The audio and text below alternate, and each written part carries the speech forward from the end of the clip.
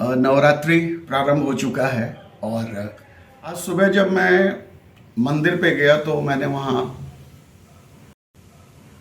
माता की वो प्रतिमा बनते हुए देखी, जो अभी मिट्टी में ही है और उसका रंग रोगन होना बाकी है, उसकी सजावट होनी बाकी है। तो उसके साथ जो वहाँ स्थिति थी, रोड के किनारे पड़ा है, कोई उसके ऊपर किसी का ध्यान नहीं जा रहा था। और वही जब 6 दिन के बाद कहें, अगर सप्तमी के दिन जब वो स्थापित हो जाएंगी और फिर जब उनका पट खुलेगा तो वहाँ आस्था का सैलाब उमड़ पड़ता है। तो मैं आज अपना जब पाठ कर रहा था तो मेरे मन में एक ही विचार आ रहा था। तो अचानक पता नहीं क्यों ये जो भरोसा, आस्था, विश्वास जैसे शब्द हैं उन्हें समझने की कोशिश कर रहा था। तो मुझे याद आया जो अपने हिंदी के पाठ्यक्रम में मैंने 3 कहानियाँ पढ़ी हैं। तो यहाँ तो तीनों कहानियाँ नहीं सुनाऊंगा आपको, मैं सिर्फ उसके मूल भाव को आपको दूंगा।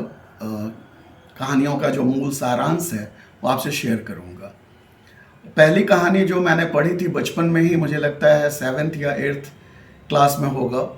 सुदर्शन जी की कालजयी रचना हार की जीत, बाबा भारती, खड़ग सिंह। और बाबा भारती के पास वो जो अनोखा अनमोल सा घोड़ा था, उसे पाने के लिए खड़ग सिंह ने अपाहिज का वेश बनाया और उनसे वो घोड़ा एक तरह से ठग लिया। तो बाबा भारती ने घोड़ा जाने के बाद सिर्फ खड़ग सिंह से इतना ही कहा था कि इस घटना का जिक्र किसी से मत करना, वरना लोग अपाहिजों की सहायता करना छोड़ देंगे। ऐसे ही एक कहानी फिर स्कूल में ही मुझे लगता है 11th में पढ़ी थी, फणीश्वर नाथ रेणु जी की ठेस, जिसमें सिरचंद जो एक बहुत ही सदा हुआ हुनरकार हस्तकर्मी था और उसके बनाए हुए जो शीतल पार्टी थी और ऐसी जो वहाँ की स्थानीय कला थी, उसकी काफ़ी चर्चा थी इलाके में। लेकिन जब आधुनिकता का दौर आया तो वो कलाकार से बेगार हो गया। लेकिन रेणु जी की बहन मनु की शादी के बाद जब उसकी विदाई हो रही थी तो उसके लिए सिरचंद को बुलाया गया था। लेकिन सिरचंद जो बड़े जतन से सारे काम कर रहा था, वो अपेक्षा रखता था कि उसे वो सम्मान मिले, और जब उसे वो सम्मान वहाँ नहीं मिला तो वो काम अधूरा छोड़ के चला गया। रेणु जी लिखते हैं कि मुझे बहुत गुस्सा आ रहा था उस पर, जब अपनी बहन को उन्होंने अधूरी बनी शीतल पार्टी को बांधते हुए देखा था। लेकिन स्टेशन पर जब उन्होंने सिरचंद को भागते हुए देखा और वो आके वो सारी चीज़ें दे गया जिसकी फरमाइश की गई थी, तो ये सुखद सदमा लगा। उन्होंने उसकी कीमत देनी चाहिए।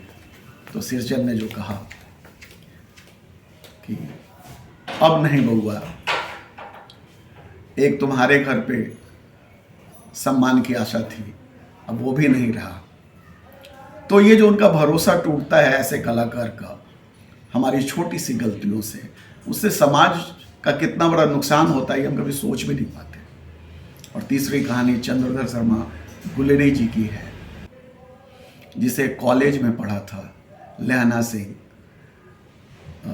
मोहल्ले की वो लड़की जिसे वो बार बार छेड़ते हुए पूछते थे तेरी कुड़वाई हो गई है यानी शादी हो गई।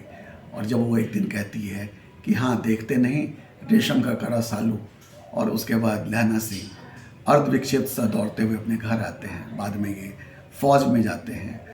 और एक बार जब लहना सिंह युद्ध पे लौट रहे थे छुट्टी बिता के, तो उनके एक साथी ने कहा कि मेरे घर से होते हुए चलना, मेरी सरदारिन तुम्हें पहचानती है।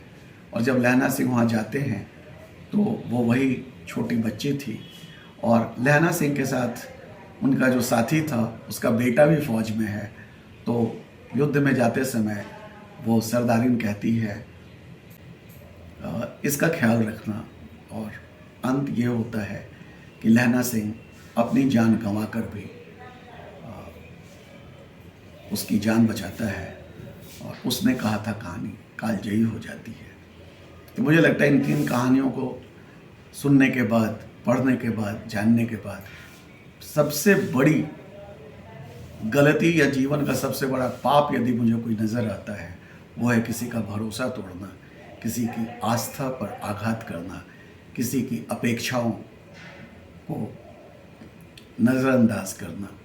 तो आज माता के चरणों में बैठ के ये विचार आए और मैंने सोचा आपसे साझा कर लूँ। आप सबको नवरात्रि की बहुत बहुत शुभकामना, बहुत बहुत धन्यवाद।